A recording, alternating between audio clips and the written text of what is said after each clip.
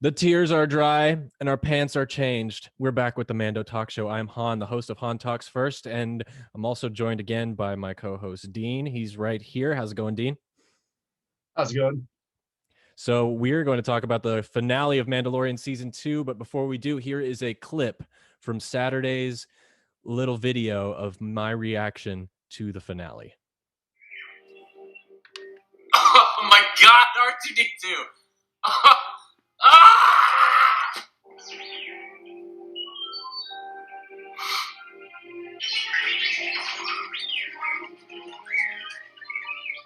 So yeah, there's a lot more of that. If you want to watch the full video, the link is down in the description below. But we're not going to waste any time today because we got a lot to talk about. This video, we usually try to do 30 minutes. This might be a little bit longer, but we're going to try and cover everything and geek out as much as we can. I'll start with my first thoughts. Just overall, no specifics quite yet. This episode, as you saw in that little clip, made me man cry. This is the kind of material that just makes men weak, and it definitely made me weak. I got everything I'd ever wanted to see, and it was the way it was shot, the way it was directed, the way it was made. This was French kiss. It was perfect storytelling, I think, and the way it made me feel was like a kid watching Star Wars for the first time again, seeing some awesome characters come back, and just the way they came back. It really, I was up for 3 hours after the episode finished, just crying and celebrating alone in my living room, probably annoying a lot of my neighbors from my screams and my cheers. But it was some of the most magical, some of the most memorable experience I've had watching Star Wars. And my only complaint is that I didn't get to watch it with a group of friends or in a theater or with a community, because this was a really, really special time for me. And we're going to talk about everything that happened in this episode. But first, let's hear from Dean, aka Four-Legged Gamer, about his initial thoughts. Go ahead. I was going crazy. I was jumping up and down. Broke my wife's phone case because I thought she was spoilers. That sounds worse than it is, but I thought she was filming me, and then just kind of said, "No, you can't do that." I like pushed her phone down into the couch, and apparently her phone case cracked from that. Oh no. It was it didn't, just everything about that episode from beginning to end. It felt like it should have been in theaters. That's just the easiest way to put it. It made me feel like I was watching, just as Han put it, a good old fashioned Star Wars movie. Like nothing more, nothing less. I watched it twice. I won't even deny that. Same here. So just so you guys know, we're recording this on the Friday it comes out. So that's what we mean, like why we're so still hyped up about it. And after watching it twice, I'm sure most of you have watched it many times by now, but this does come out on a Monday. We are recording this on a Friday. So before we really deep dive into it, I want to play this recording that I got sent to me from my girlfriend. And this is her reaction to listening or watching the Mandalorian finale. Let's see if we can hear it.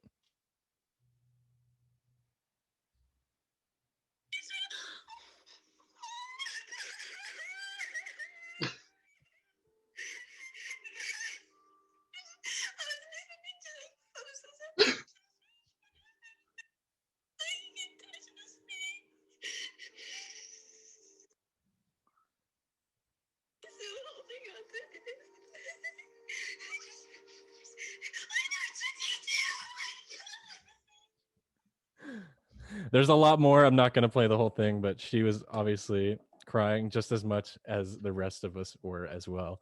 So let's start at the top, and let's try and work our way through. I know there's a lot of excitement in the air, but so at the beginning of this episode, we start off with a little chase scene. Dr. Pershing is in Fantastic. one shuttle. It's what? Just fantastic. Fantastic just from that alone. Like seeing the Slave One actually fly like that, and seeing Boba pilot, that was just alone the starting. I was like, this is gonna be a great episode. There's no way this can get worse because it's only going to get better from here. I think when I was first watching it, I was like, okay, all the budget from the last episode went to this one, like right away. um, but yeah, so we start off with that little chase sequence. They commandeer that shuttle and they find Dr. Pershing, and he's able to give them the schematics of the ship that Moff Gideon is on, and that's how they plan the rescue for Grogu. Now, when they got into the ship and they decided when they made their plans and stuff like that, they also got Bo-Katan and what is the other Mandalorian's name? Do you know? I can never remember off the top of my head. I know We'll that just she was in Clone. we'll just say Sasha Banks since that's the actor. So we got Bo-Katan and Sasha who come in to help Din on this new quest that he's got. And the deal that they make is Bo gets the Darksaber if she can help Din get the child back. So this is something that she's been trying to make this deal over and over. It happened in episode 4 of the season, the same exact negotiation or whatever. But what I thought was funny was the second he gets there and starts to talk with Bo, she's already pissed off.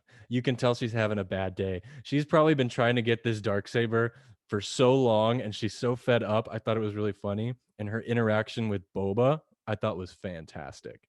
And Yep. the whole fact about when she was like, "Oh, your dad? Don't you mean your donor? You're not a Mandalorian."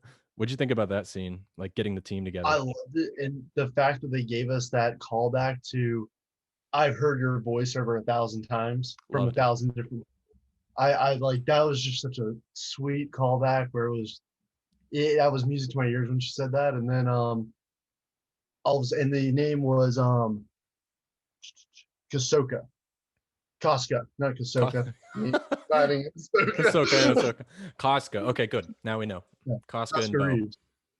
Yep, and I just loved all that interaction of clearly both know that he's not a true Mandalorian, and then you got to even think about it, Din doesn't even realize Boba's just a clone.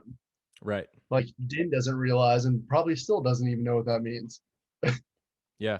Well, he might be getting more and more of an idea since the last episode he said they'll recognize my face. You know, That's true. because he was Boba hasn't breaking been in. hiding.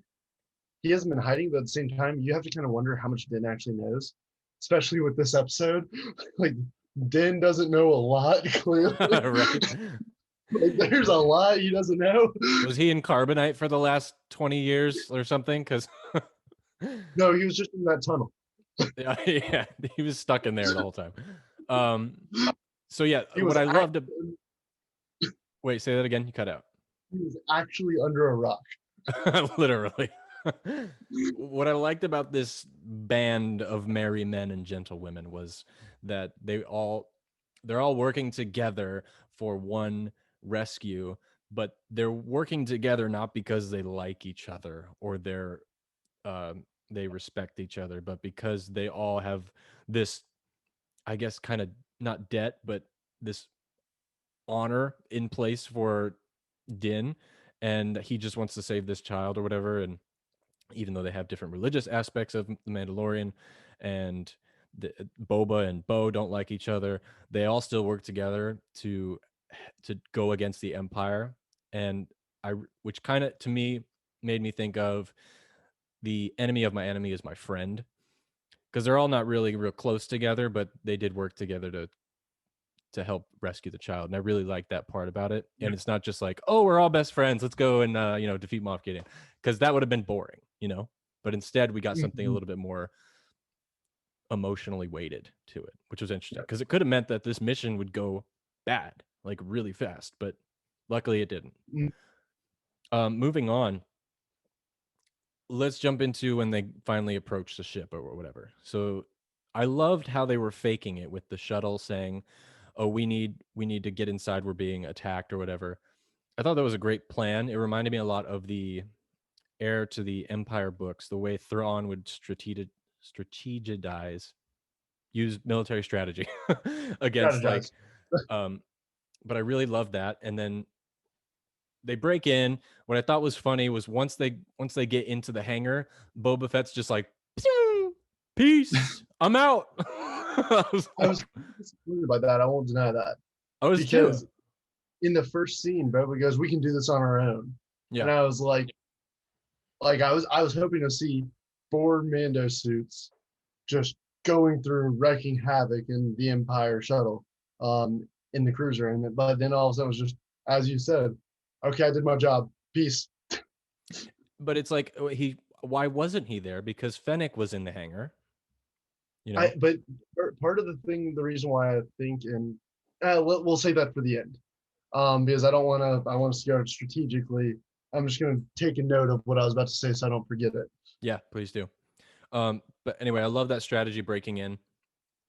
And when they got in, you could really sense the fear in Moff Gideon, which I really loved. I felt this more than I did last episode when he was supposed to be scared then. I didn't really buy it. I didn't think it fit.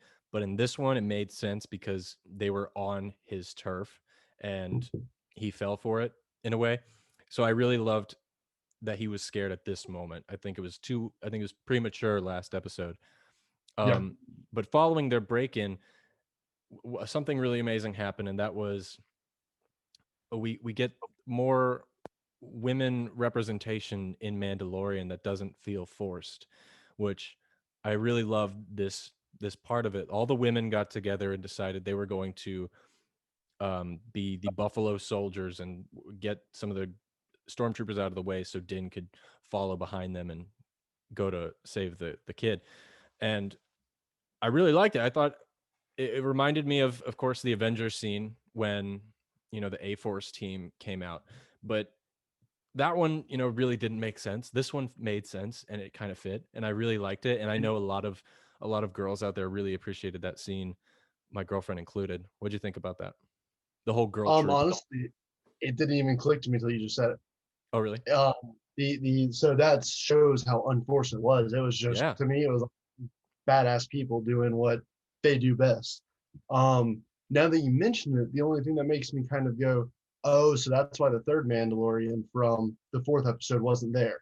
Now Yeah. that you point that out, that's the only thing that kind of like jars me a little bit, is so we dropped a character for this, but at the same time, didn't even think, like, I did realize he wasn't there, but didn't even think about the way that you're putting it until right there. And that just shows how not forced it was. The only thing I question is, where'd the third guy go?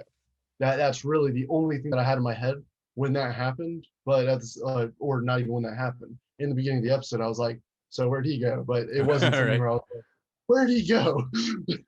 Yeah. But I love that team together. I feel like that team of women, maybe not those specific characters, but that type of team is what we're going to see in Rangers of the New Republic, a team like that, Yeah.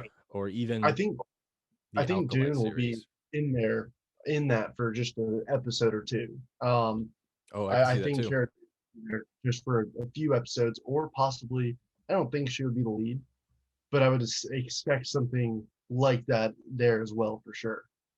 Yeah, I think she's definitely in Rangers.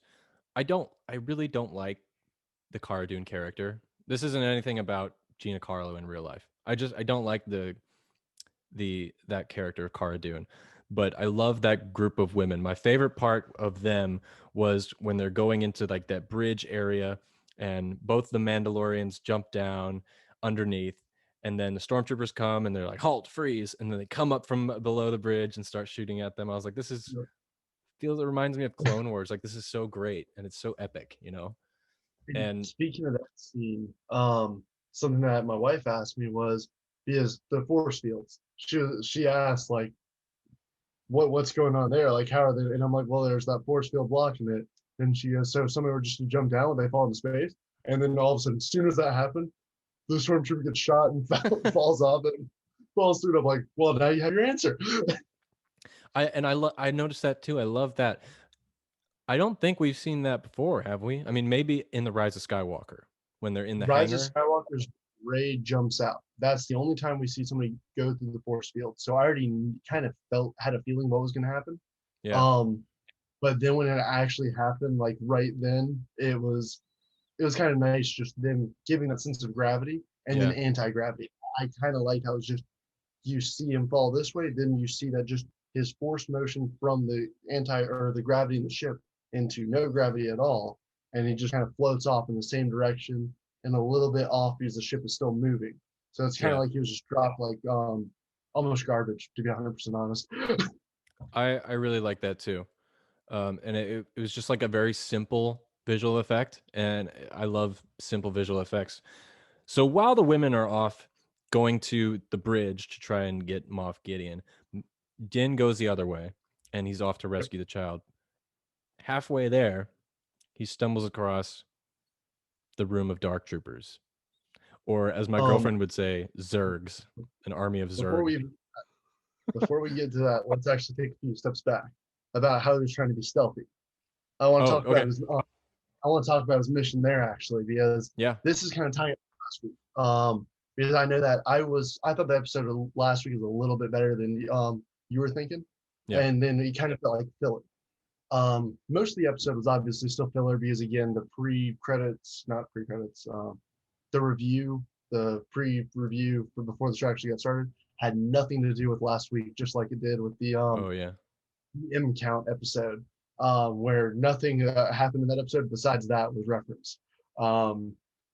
The one thing that was kind of big was as Din was making his way to the Dark Trooper room, he kept avoiding people by using the peripheral of the helmets as his cloaking. Oh. He never really hit, and I really wanted to point that out to you. It was a big thing that each time that he hid, he would get out of their line of sight, but he wasn't hidden. He was just like, I'm now behind this pole, and you won't see me until your peripheral would be able to see me. But because you're wearing the helmet just like me, you can't see me. And then the troopers would keep running past. It was a slight hint to last week's episode where the peripheral and Mando's like line of sight and how he was always just pinpoint focused on that whatever way he's meant to look. That was what tied into this episode. And it was only with that stealth mission to the Dark Trooper room. Nice job pointing that out. I would have never thought about that. But his whole stealth aspect, I also enjoyed too, because he passed on the way. He passed many stormtroopers, and which he easily could have taken out, no problem. But he was kind of in espionage mode where he didn't want to give away his position and set off any alarms, so he just let them pass, which of course led up to him getting confronted by the Dark Troopers. And this was on my wish list, on my live stream last Thursday. If any of you listening watched it, I had hoped that there would be an epic Dark Trooper fight. And when this scene happened and he got confronted by the one, I was so thrilled, because I also made a video, everything you need to know about the Dark Troopers, which is also linked below. Check it out, please. And there's not much to tell about the Dark Troopers. There's really not much lore out there. And everything that we've seen has been in a video game, an old video game, mind you. So it's really not, we don't get to see it at the full caliber that, we got to see in The Mandalorian. I love the Dark Troopers so much in this. It really made this episode great for me. Something about this episode, just the way it starts to finish, it's a domino effect. And you're just like, oh, this is great. This is great. This is great. And that halfway point of the Dark Trooper fighting Din Djarin was a big domino for me. And it showed that these Dark Troopers are tough. They are the elite super droid. And I loved Moff Gideon's mention how, this is this was Dr. Pershing's mention. You'll never be able to go up against a phase 3 trooper. The only flaw that we found in it was the humanoid person that was driving it. I loved that. That was so amazing. And the reason why I leaned back, because I thought they were here, but apparently they're not here yet. But the game that those were on is Dark Forces 1 and 2. Yeah. I thought I had it on my shelf behind me. In case anybody wants to play those, they're very cheap and can run on any machine now because it was a Windows 98 game. It actually gives some good lore on Dark Troopers. You do have it? I don't, unfortunately. I thought it got here. I ordered the collector's edition from you ordered it. Oh, I see. Yeah, and I thought it was delivered, but apparently it's not here yet because I was about to pull it off the shelf, and that's why I was leaning back, like, I think I have it. Nope, I don't. And if you guys want to see what they originally looked like without going through the effort of searching online, it's in the video I provided down below on my everything you need to know about Dark Troopers. And then of course he goes at it with the spear, the Beskar spear. Absolutely loved it. That was the only way he was going to get out of that Did situation. you watch the Game of Thrones spear fight? Since you saw Pedro with the spear in action, did you watch Game of Thrones spear fight? I did. Merc from the Okay. live stream sent it to me, and Okay. that is also posted on this channel if you guys want to see the reaction to that. But what do you think of that whole half midway point with the Dark Troopers and the fight and everything? I loved it. It actually made me worried. Like, this is the first time I felt worried for Din because I was thinking that the helmet was going to crack. I was I thinking did with too. every punch, I was waiting for like Beskar to dint randomly. And I think that would have been if they made a small little blemish or a dint. I know that a normal viewer wouldn't be like, oh, that's obvious. Why did that happen? But every Star Wars fan would be like, oh, Well, geez, yeah. like, Take a step is back. the Dart Trooper made of Beskar? Like, that's where my head would have gone because that's kind of where my head was going when he was shooting with the blaster. I was like, is the Dart Trooper Beskar? Because for as far as we know, the Empire has more Beskar than Mandalorians do now, as far as we know. Right. And part of me was just like, are these made Beskar? And I was just waiting for the crack, for something to happen, whether it be the visor, just something where all of a sudden we just see Din's eye and like just the glass breaks. And I was like, I felt worried for Din with every punch. And like, it's hard to make you feel that way about a main character because in everything made these days, when the main character hits some adversity, you kind of are never worried because it's like it's the main character. But with the way this episode was feeling, it made me go like, oh, what's going on here? I was thinking helmet breaks, and then all of a sudden it's like Bo be snarky and say like, so is that still the way or something like that? Like I was expecting like something, but just that scene alone was it put me on the edge of my seat, like Yeah. without any doubt. Yeah, Dark Troopers are tough, man. I really love that scene. I thought at least the glass of his helmet was going to break as well. Totally thought that was coming. This isn't the end of the Dark Troopers, guys. I know a lot of them got killed in this one, but they're coming back. They're definitely coming back in this series. Okay. So after he blows the other ones out of the hatch bay, and then he finally finds the room where Grogu is in. At the same time, parallel to this, Bo and her crew get to the bridge and find out Moff's not there. Turns out Moff is in the cell with Grogu holding a lightsaber to his head. Almost And like a he's dead man switch, if you noticed. almost like what? Almost a dead man switch, where if Mando shot Moff, the lightsaber would have dropped straight into Grogu. So Yeah. he was using the dead man switch at the end of the day. Just my lightsaber's on, and if you notice, his fingers were away from where the actual igniting button for the dark saber is. He was holding it by the bottom. That way, it was truly just you shoot me, Grogu's gone. Yeah, it was my first thought too, was like, why don't you just shoot him? Oh, it's over his head. Smart. This guy's smart. But while they're negotiating, one thing that kind of took me by surprise was when Moff Gideon was like, I already got everything I need from him. You take him and let me go on my way and we'll go our separate ways. I really believed him. I really did believe him in that moment. I know that's not what happened, but I thought, wow, Moff Gideon actually has some empathy and some humanity in him, and he's really just going to let him go. And I really did believe it, and I was just kind of shocked when he made that turn. That just goes to show how great of an actor Giancarlo Esposito is. And I'd Yeah. never seen him before anything else other than this, so this has been a great ride for me because up until now we have had nothing from this guy. We know he's supposed to be the bad guy and we're supposed to fear him, but don't really know about his character, who he is. And now we know that he's a freak, Manipulative. man. Yeah, he's got issues, and he's a fucking he's what's the word, manipulative.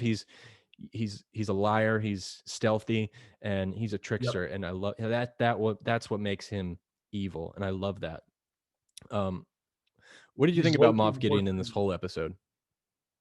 basically he's Loki before he turns good. Is kind of the way that I feel about Moff. Yeah, I yeah, feel like really from I feel like his character is inspired from early Loki in the Avengers or Marvel universe. Like it really feels that way before he sees like Loki see the light. Moff is never going to see the light though. Um, I did love how he genuinely looked shocked when he thought that he had Din right where he wanted him, and then all of a sudden the darksaber just stopped on the armor, and it was so fast. But if you actually watch his first strike, um, Moff actually looks shocked by it. It's just glancing off. It's only on one shot, but the first one is like he looks shocked on the first strike. oh, I didn't notice. And like to me, at least the eyes were like they went from like angry to wide open on that one. I don't know if that was intentional or whatever the case may be, but to Probably. me, I read it as a glanced off what like just because I know that all of us were on the edge of our seat the first time Ahsoka's lightsabers met Mando's armor. All of us were like, yes, like because we knew, but we hadn't seen. And then an empire that knows a little bit about Mandalorian history, obviously, from what Moff kind of hinted that he knows, and admitted that he knows. Yeah. Um, he's not going to know everything. I feel like Din probably didn't even truly know that because Din didn't know what the Jedi were Yeah. in the first season. He probably didn't know his lightsaber or his armor was lightsaber proof. So Yeah, I really totally. love how his eyes got wide on the first glance. And it's something that happened so quick. I kind of wish they brought more attention to it if it was purposeful. But if you watch Moff's eyes, they get wide on that first glance off of them. So I have a question about that. But in order to get it answered, let's jump up a little bit to when he brings Moff to Bo. He's got the child in his hand and he's got the dark saber in the other. And the look on Bo's face was like, what are you doing with that? Din takes it Yep. as I saved the kid. Here's the guy. And she's just like, no. Oh, what are you doing with my saber? Like, I thought that was great. Like, she doesn't care about Moff Gideon anymore. She's like, I'm only focused Yep. on my dark saber. Why do you have it? And that's why Bo also claimed him in the beginning. But all nobody said that she wanted to beat him, or she didn't make it clear that she wanted to be the one to best him. It was, I don't care what happens to Moff. I just need him on his knees in front of me or whatever, admitting defeat is all she said, and never said what about him or why or anything. And just because she assumes Din knows enough about the Mandalorian history, and again, clearly he doesn't.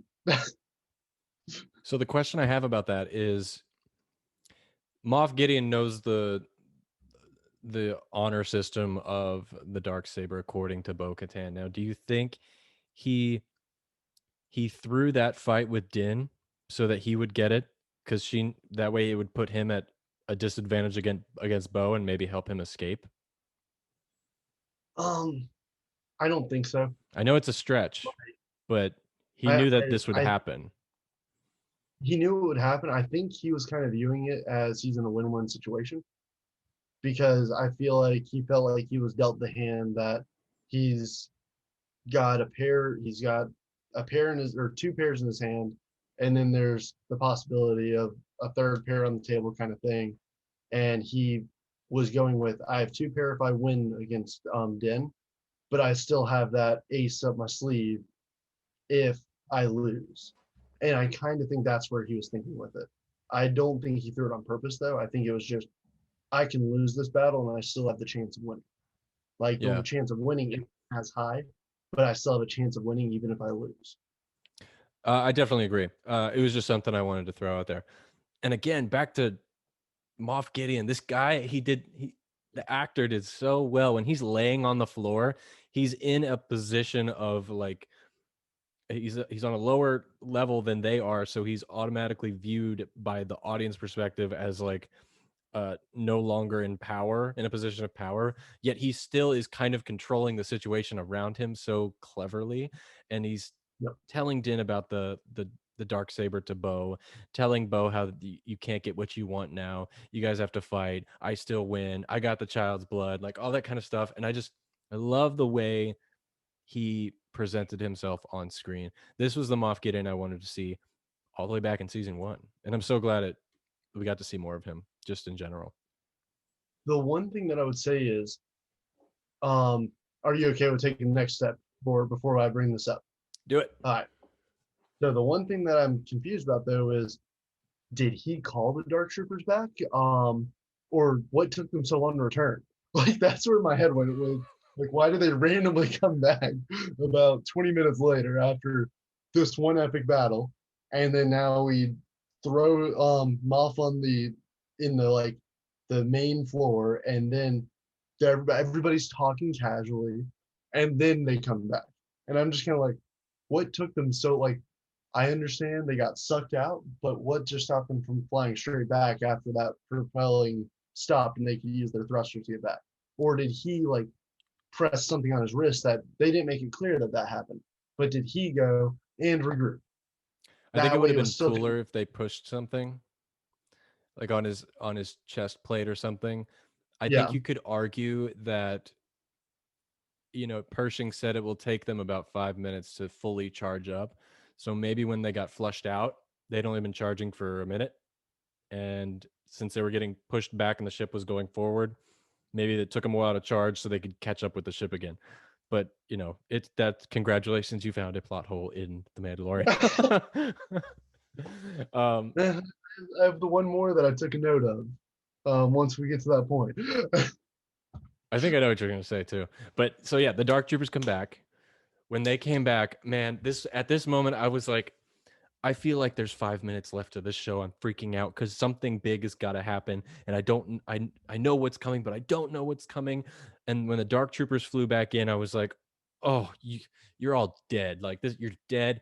Someone's gonna come with a lightsaber and save you all. That's the real rescue. And I just started getting really, really, really, really, really excited. And it's just, again, I really wish I was watching this with somebody because it was such a special time, just a very special episode.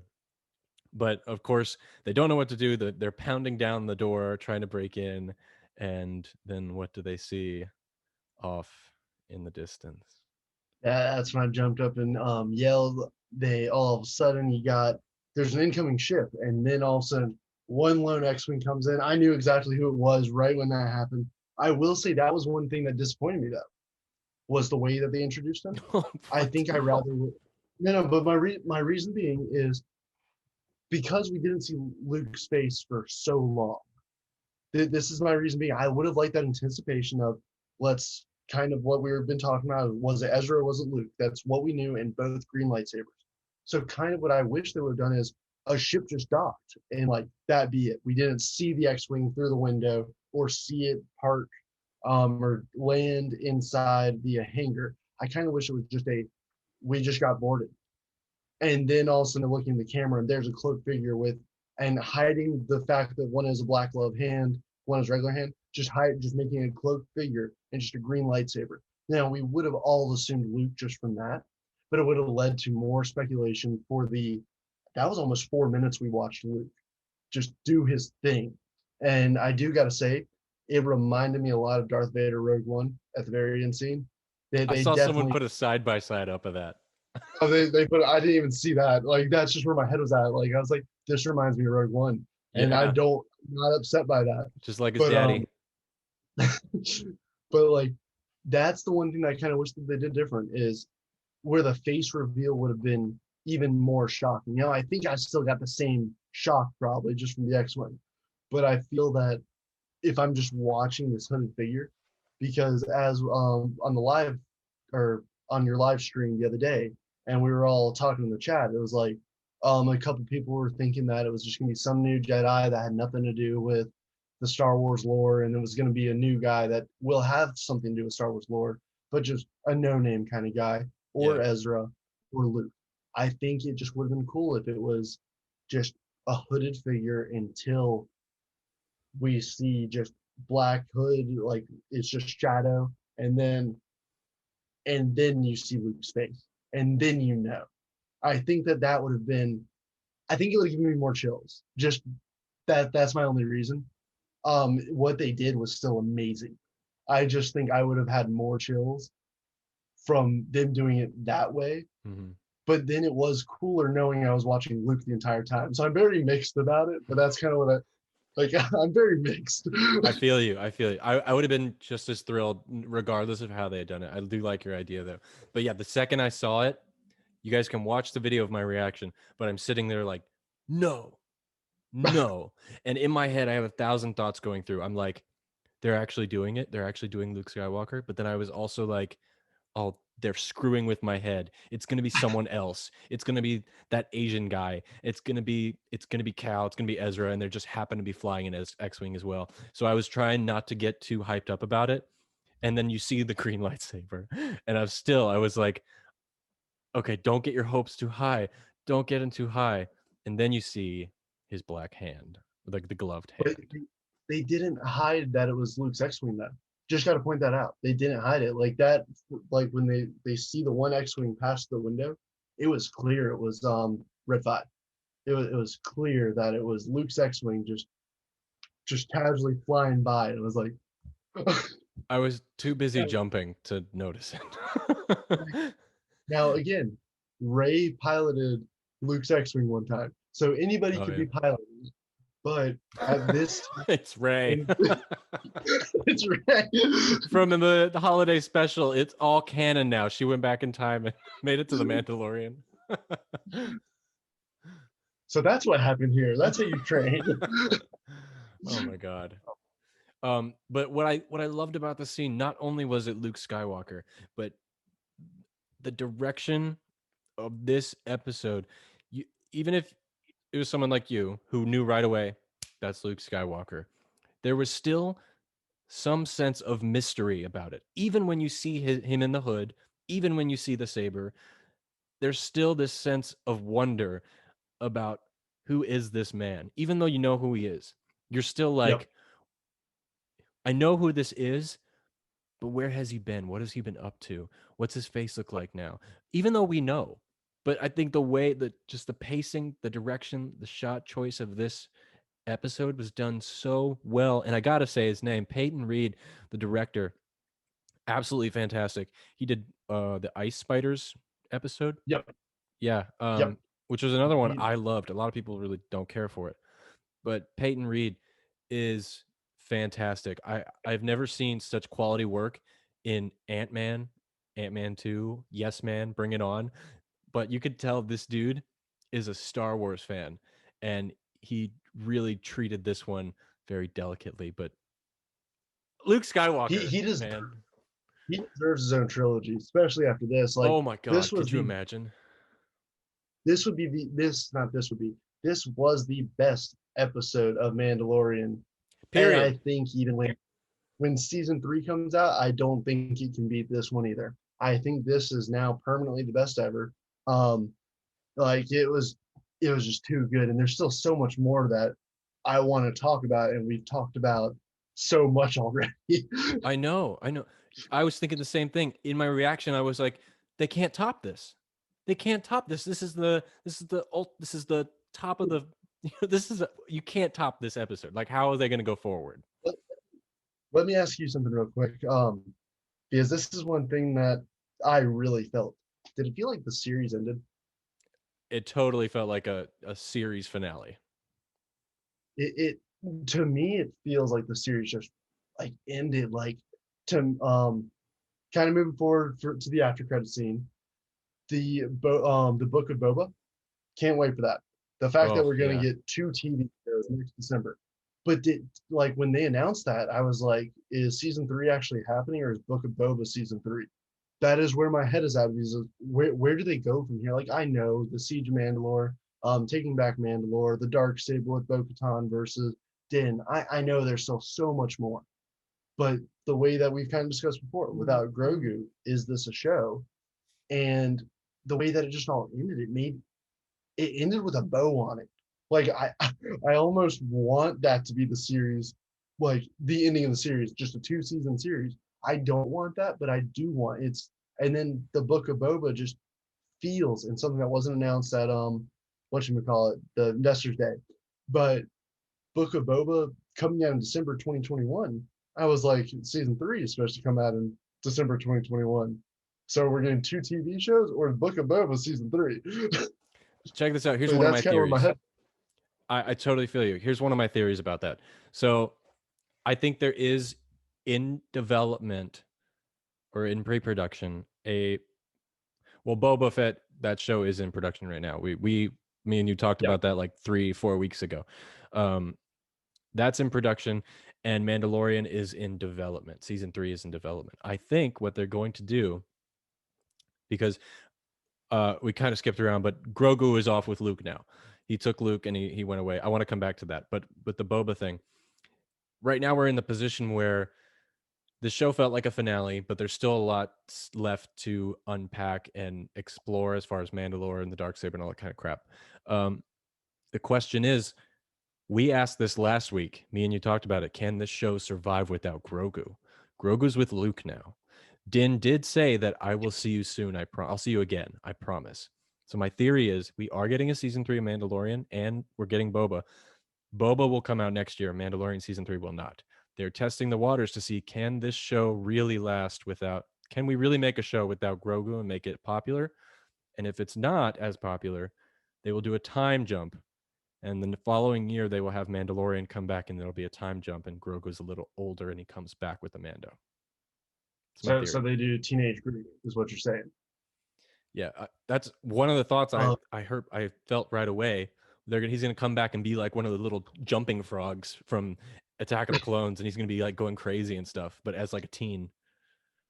so I don't I agree with your theory, but the thing is they've already confirmed Mandalorian season 3 is Christmas Day next year. That's already been confirmed. Oh, they said Christmas. Oh, they did say Christmas, didn't they? Yeah. So season 3 is already confirmed for next year. So I do agree with what you're saying. And I Boba do is on see, Christmas. yeah, and that's what made me go is season 3 actually Boba, and they're actually done with Mandalorian. Now there's so much more to unpack there because Bo-Katan wants the Darksaber back. I personally think Din is like, I don't want it, but then Din's gonna become the rightful ruler of Mandalore, and he's gonna be, your way is the wrong way. I may have been wrong about this is the way, but your way is also wrong because you're just hungry for power. Like you could easily state that Bo-Katan's hungry for power. So I kind of feel like there's so many directions they can go with it, and I do believe Grogu will come back as a Jedi Padawan. We'll see Luke and Grogu every now and then. Grogu will probably assist in taking back Mandalore in some way.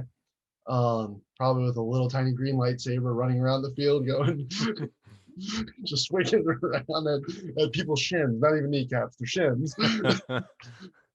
Yeah, there's But that, no way. Okay, sorry, go ahead. Go ahead. oh no, go right ahead. There's no way they're going to continue this show without Grogu.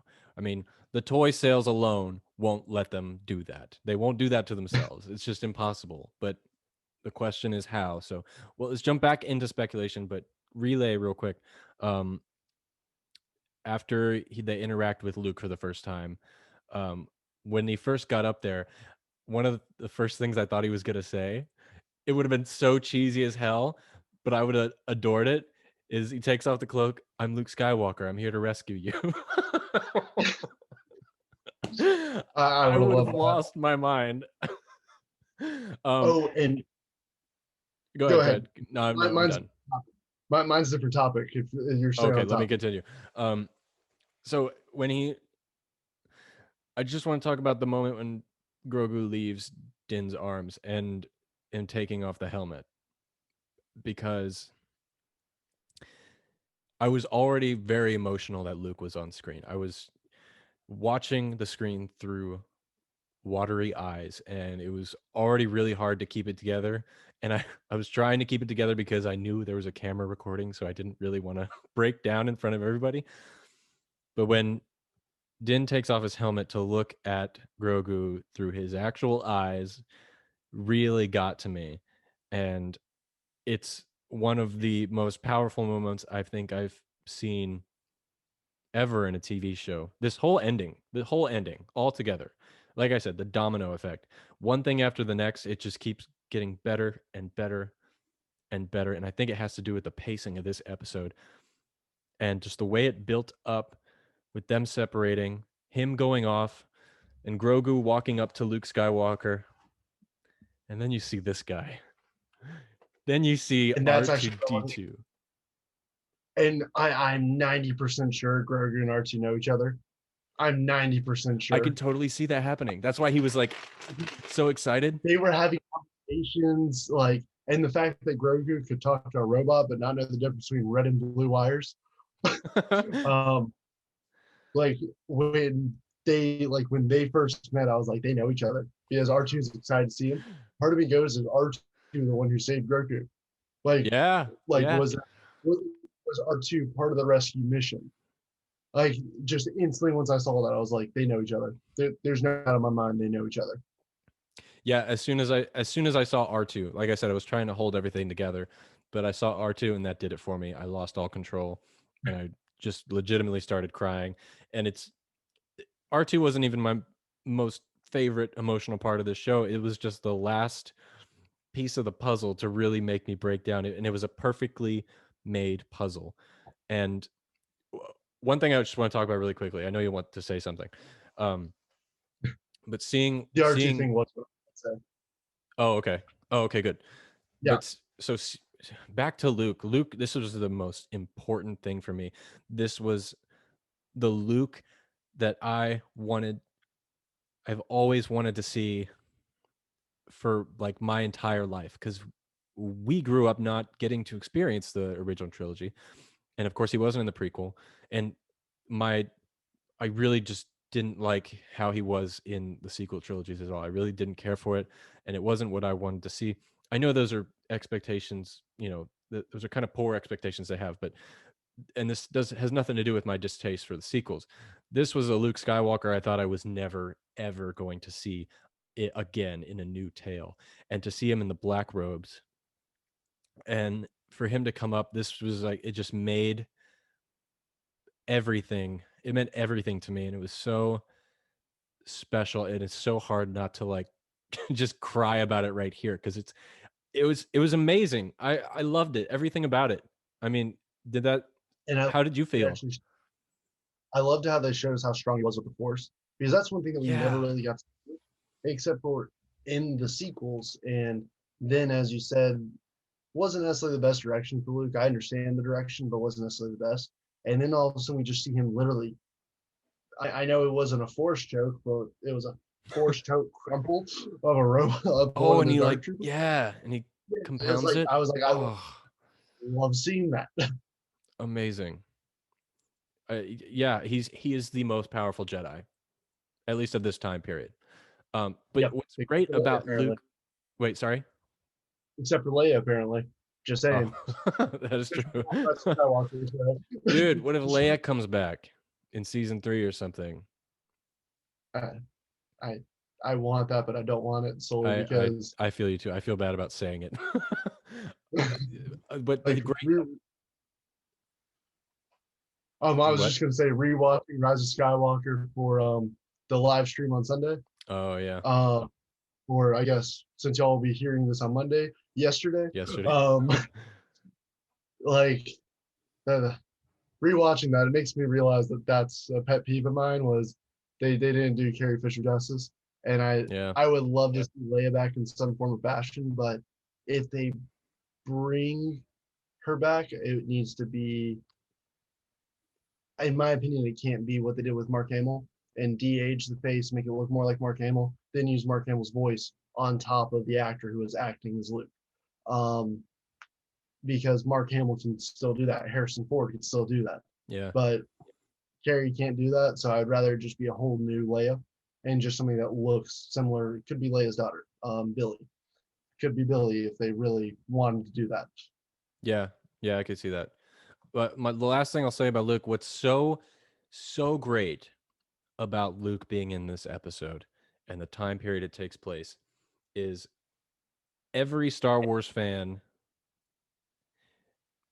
who doesn't like Luke in the sequels and doesn't acknowledge the sequels, but likes this one, can still love this episode, this season, and not have it affect The Last Jedi. People who love The Last Jedi Luke, having him in this doesn't affect him in The Last Jedi at all. The two really have nothing to do with each other as far as your fondness of them goes. And that way, anyone who, you know, they're taking that hate that was so divisive from 2 years ago, and they're making it so that people can like sit back in their chairs again and relax and not have to fight each other about it, because now we all have something we want. I got the Luke I want, and now I don't have to worry about the Luke I got, because it doesn't matter anymore. I finally got what I wanted. So now there's nothing to complain about, you know? I got what I wanted, and I think it's fantastic. I don't know. And I think it's going to change a lot of people's thoughts on Star Wars. The future of Star Wars is bright and long. It's going to be great. I can't wait. What else you got? What else you want to talk about? So one thing I want to point out is the reason why Boba had to say peace. Remember, I wrote that down in the beginning. Yeah. So the reason why is, and it's a story plot that they just completely avoided, because Luke appeared. What was the thing that Boba was last doing when Luke? So if all of a sudden you had God, Boba in the room and Luke walks in, do you not think Luke would? It would have been a fight. It would have been a fight right there, or like smart. Luke would have been doing something, or Boba would have been on guard. It would have been two badasses on guard, basically. Good catch. Good catch. That is why they had to say, Boba, peace out. Now, when that happened, like the first time I watched it, obviously I did not know why that happened. But once I saw who was there, it kind of made sense of, okay, yeah, that's why Boba had to say bye and not be a part of this episode, is because you can't put these two in a room and act like there are no issues. Wow, I didn't think of that. That is so true. They should have. I don't have a big problem with it, but yeah, now that you think about it, they should have given it another reason for him to dip out. Yeah. Besides like just that, dodging the story. Like that's the only thing that I could think of. That's the story plot of, they were like, oh, I don't want to touch this with a 10-foot pole. So, Boba, your mission is to use a slave one and act like you're a pirate, and then say peace. It's an easy write out. But that's got to be why they were smart like, way to avoid it. Yeah. Damn, that's a really good catch. I would never have thought about that. Man, that would have been something, wouldn't it? That would have ruined that ending though, if he was there. Yeah.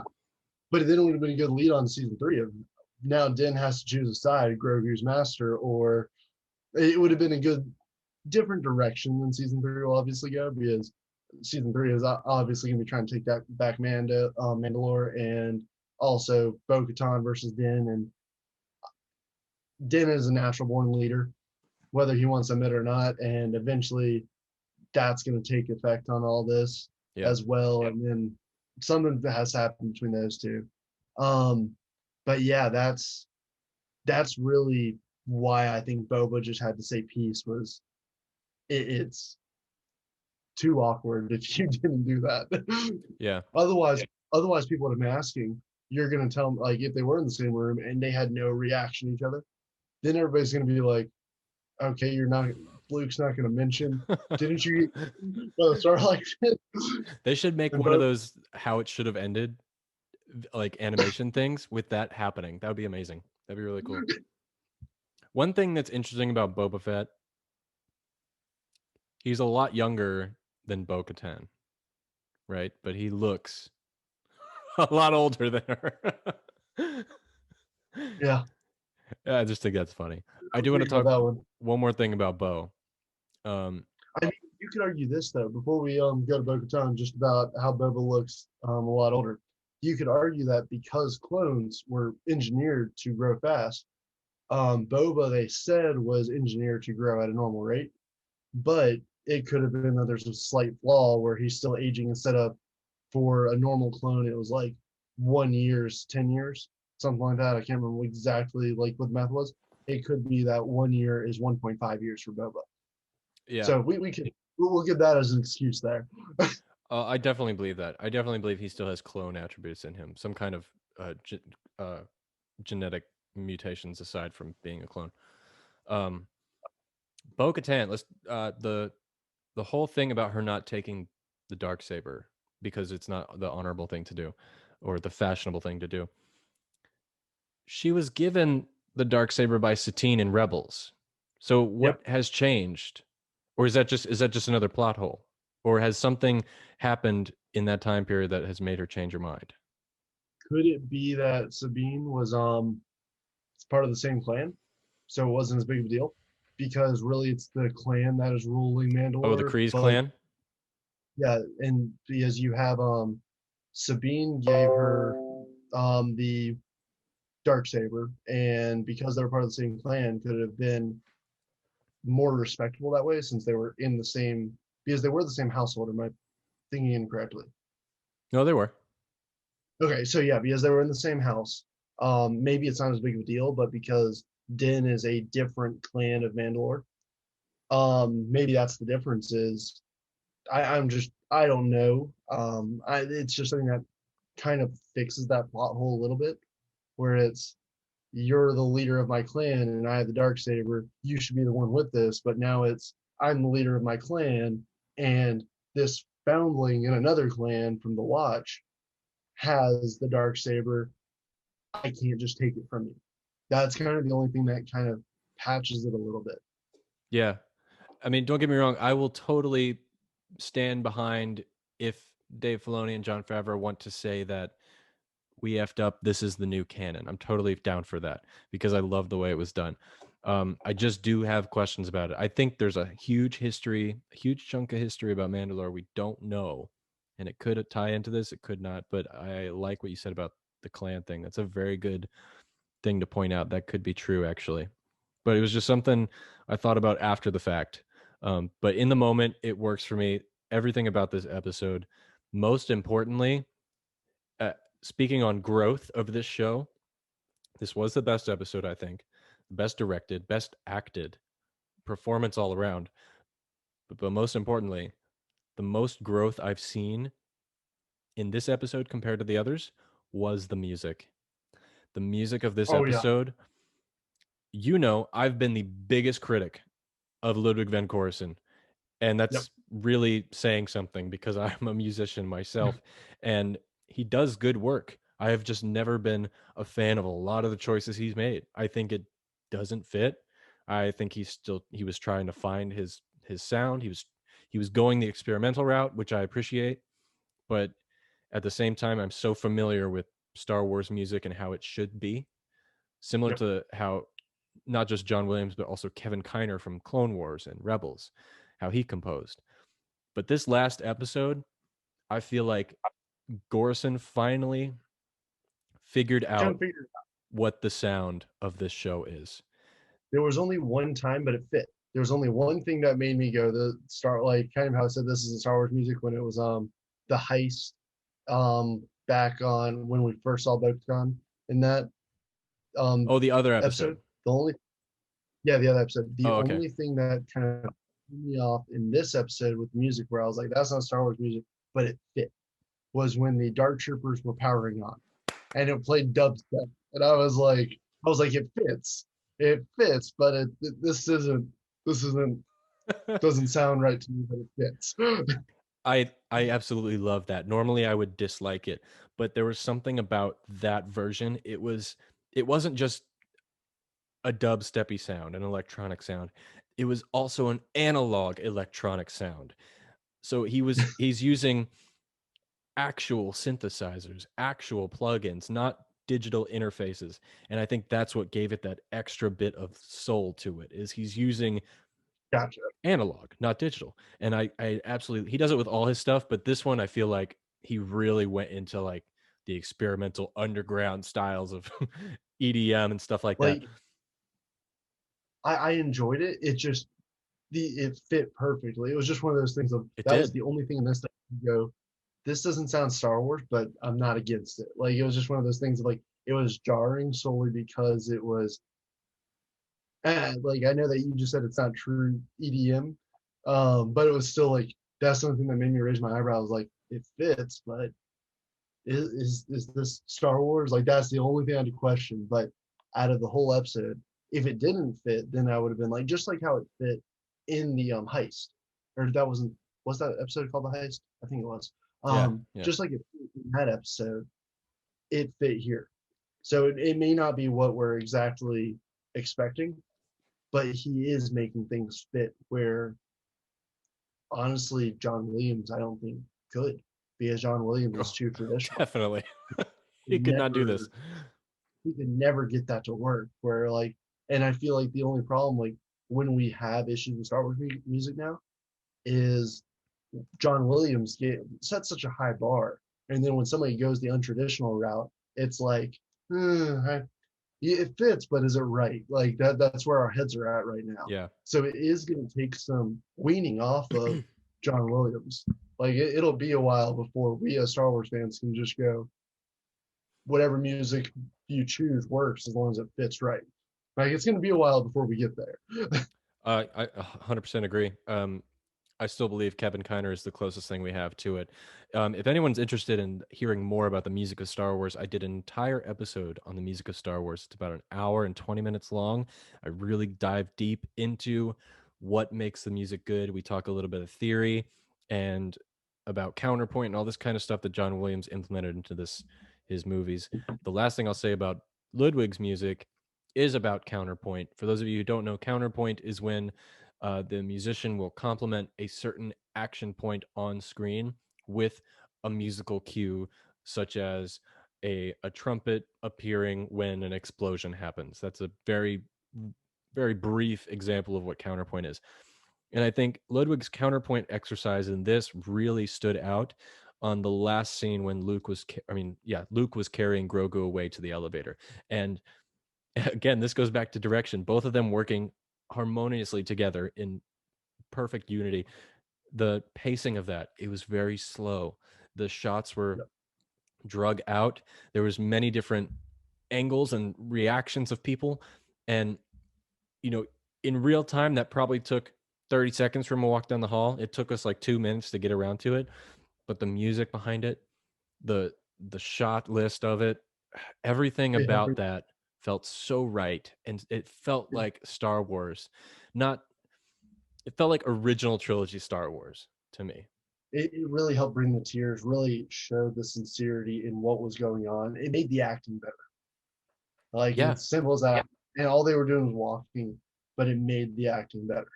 Because it was just because what's it? Pedro Pascal is a good actor.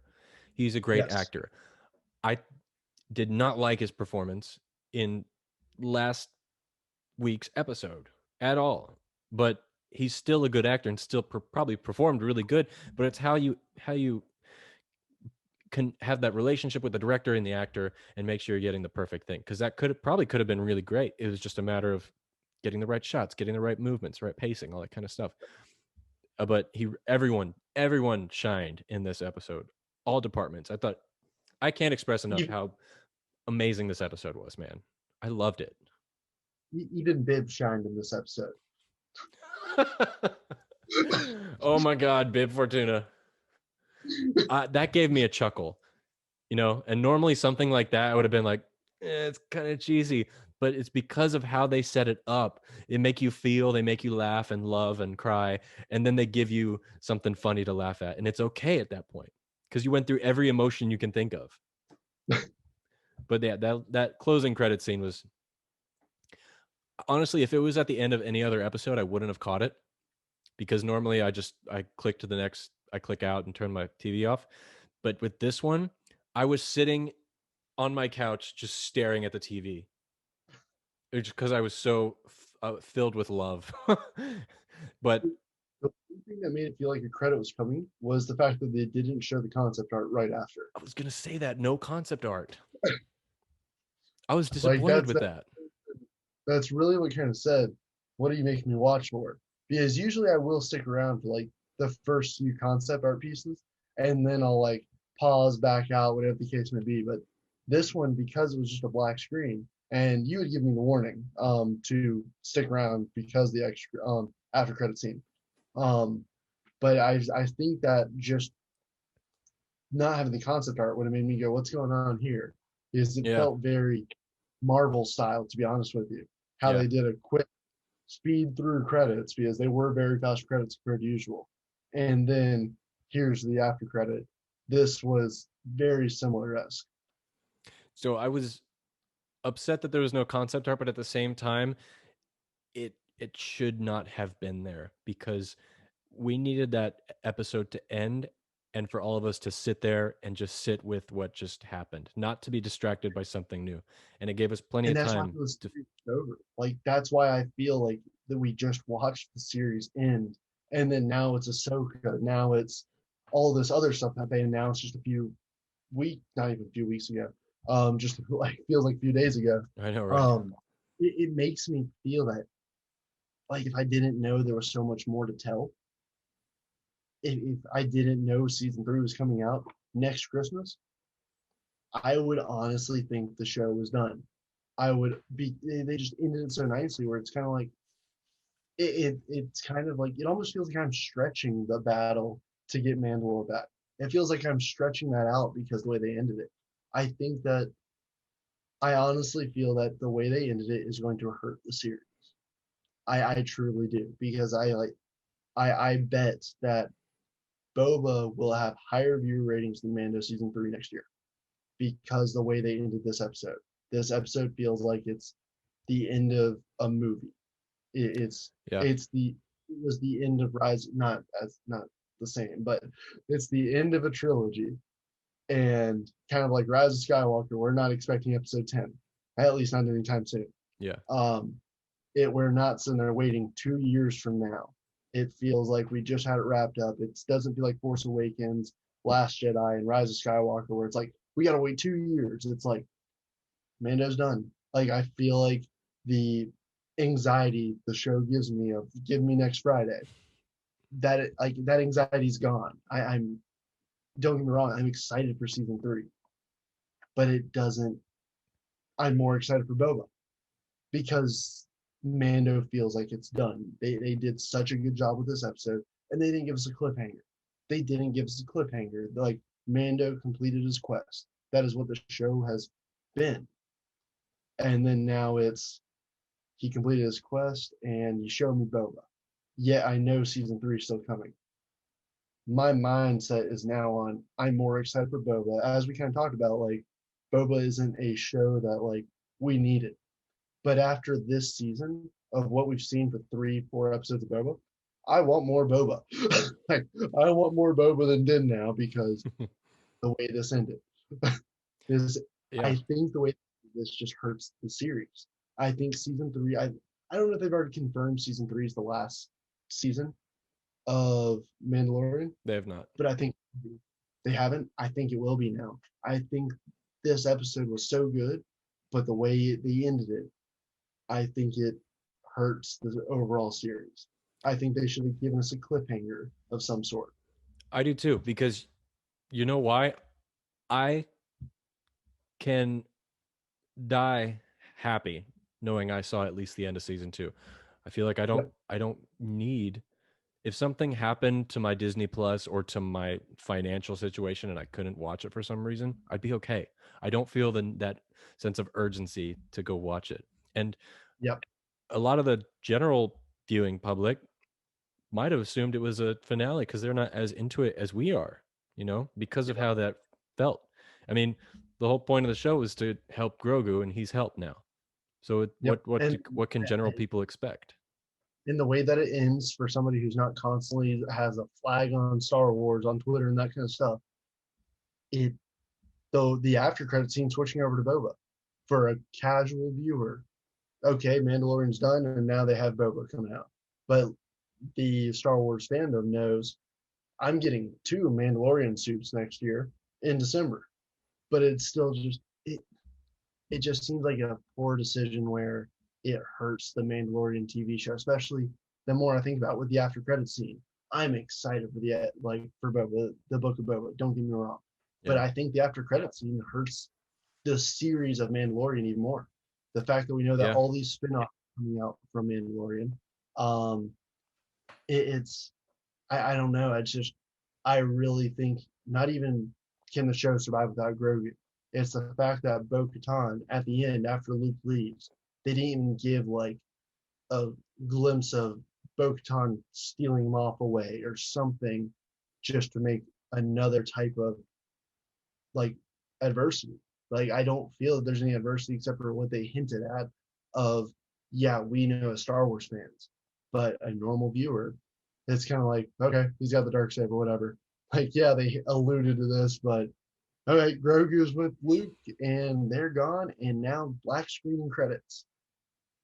I think it hurts. And Well, another thing too is like even if you are in it in ready for the show to bring you more Ahsoka, she's got her own show now, so you can't even yep, look forward to having Ahsoka back because now you got something else to go watch. yeah, I'm right there with you. I don't. It's going to be really hard for them to reel people back in and commit to Mandalorian being the number one priority, as opposed to like Ahsoka or Boba. I think maybe they know that Ahsoka is going to be that new number one hit show, um, because that's going to bring you Thrawn, that's going to bring you Ezra, and most likely that'll be what brings you Sabine, kind of that live action Rebels that I was telling you about, like that I thought that this was going to turn into, which I'm Yeah. very happy that that's still kind of happening. Because if Ahsoka is not that, I will be shocked. I will like, I will probably not be upset with the show, but I will be immensely shocked if we are not trying to go find Thrawn and Ezra. With Sabine, I really do feel that that will pick Dave up wants right to tell after. that story. Exactly. It's going to happen. And so I will be completely shocked if that doesn't happen, but it's just kind of because of Investor Day and then this Boba announcement that wasn't even part of Investor Day. And it almost feels like Mandalorian season 3 is getting the backseat, even though it's confirmed for Christmas Day next year. It feels like it's in the backseat. It just, I almost feel like season 3 will actually blemish the series because the way that it's just how it's being presented and advertised now, it feels like. Actually, that's really interesting you brought this up because 2014, a year before The Force Awakens, then Disney announced we're getting a Star Wars movie every year. And what happened? It saturated the market. They were giving away trilogies, giving away stories to anyone who would take them. There was a bunch of fallouts between directors and executive producers and writers, many issues. And then they were like, we're going on hiatus. We're switching to television. They're doing the same thing. Mandalorian was a smash. And then Yep. they were like, let's do 10 other shows. Let's do But spin-off shows. I don't think that's the issue though. I don't think them spreading out over different TV shows is the issue. I think it's that, and that's not where even where my concern is, because I think that the people they're bringing in and the way that they've shown how to handle this just show and how they're already showing that they can handle Marvel shows, because Marvel has what 3 TV shows coming out in the next 6 months. So that's not really my concern because I trust Disney's TV shows. I know that they haven't done the best of Star Wars, but the way that Investor Day looks and the way that they're mapping all that out, they didn't announce that 10 TV shows are coming out next year. They've announced Boba, Mando, and I think there was one more. So I think we're going to get maybe 3 a year, but as long as it's different studios doing them and not just everybody take your own movie, because movies are higher budget anyway. If they keep doing what they're doing, where it's like this director gets this episode, this director gets this episode, and kind of breaking up that monotony, it will make the show better. But it's so that's really just not my concern. My concern is, are they going to hurt the flagship? Like something that season 3, because I do agree with you with all the movies back to back to back. I wasn't upset because I was like, hey, I never thought I was going to get more Star Wars because George Lucas said I was going to die with him, basically. So, I wasn't really upset that I was getting more. I was like, I'm still going to see them in theaters. They're not as good as they used to be, but like Solo wasn't a bad movie. I was actually excited for the trilogy Solo, especially with the way Solo ended. But they oversaturated the market, as you said. I don't think TV shows are. I think TV shows are harder to oversaturate with. Yeah, I can see And that. that's my and but it's just that flagship. Do you really want to hurt what made Disney Plus? Like Mandalorian made Disney Plus. They had how many 13 million subscribers day one of Disney Plus just because Mandalorian was on there. The only thing on there. I mean, yeah, they have a And all, library, but original they, content, that's it. they made nearly $100 million off of that one TV show, that one episode, not even TV show, the one episode that came out.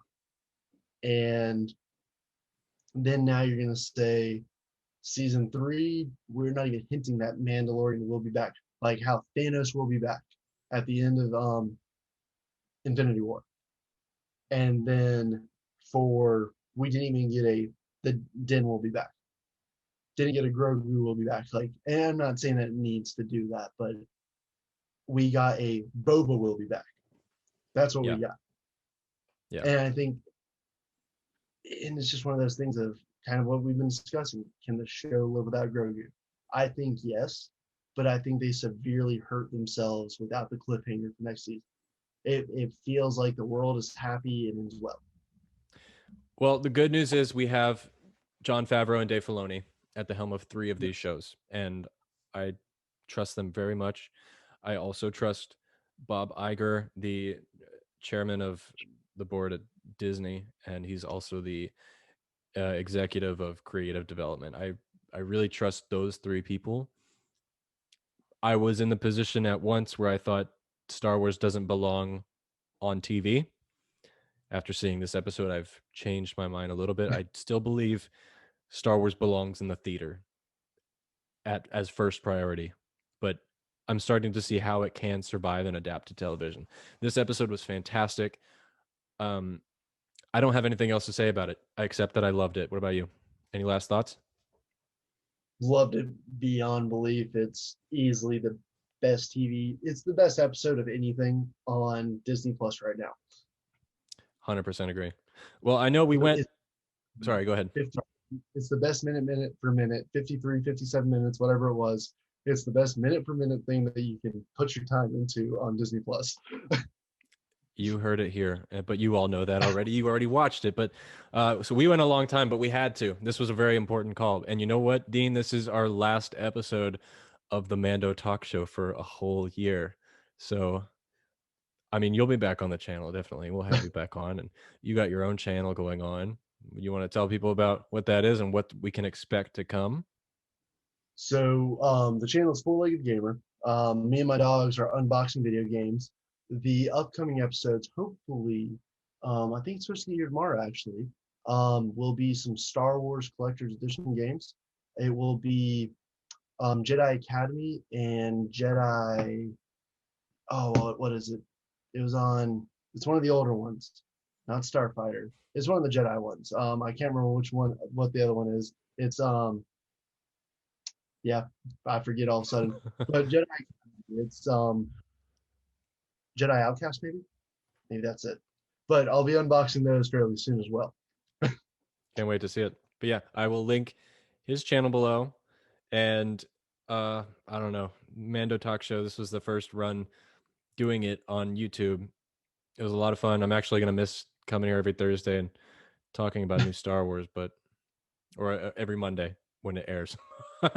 But guys, the channel is doing great. Thank you so much for your support. And the podcast always does well, but the YouTube is growing tremendously. Please tell your friends. We are currently sitting at 312 subscribers to the channel. That is insane. To give you a rough idea, 13 days ago, I think we were at 26 subscribers. So this is amazing. I love the support, and I'm glad you guys are enjoying the content. So please tell more people about it. If you're an audio listener, please follow the podcast, rate and review on Google, on Apple, on Amazon, and we're everywhere you can find podcasts. So that's it for the Mando Talk Show. We are signing off for this year.